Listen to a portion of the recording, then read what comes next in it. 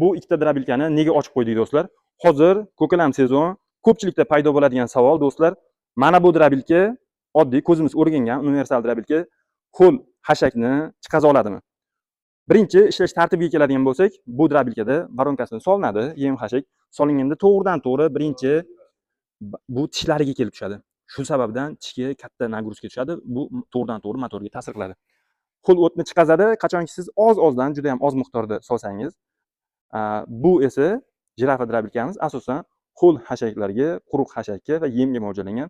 Nimaga bu xotirjam chiqara oladi? Sababi mana bu tomondan bu mana bunday holatda turadi. Ishlatayotganingizda bu yoqdan hashakni soldingiz. Bu keldida mana bu asosiy 3 ta tish kesib beradi. Kesib bergandan keyin baraban maydalab chiqazib beradi.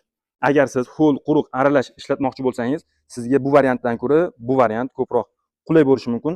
Yanada ko'proq ma'lumotlar olish uchun, drabilkalar boshqa assortimentlar bilan tanish uchun kommentariyada plyus belgisini qoldiring. Sizga Telegram kanali uchun link jo'natamiz.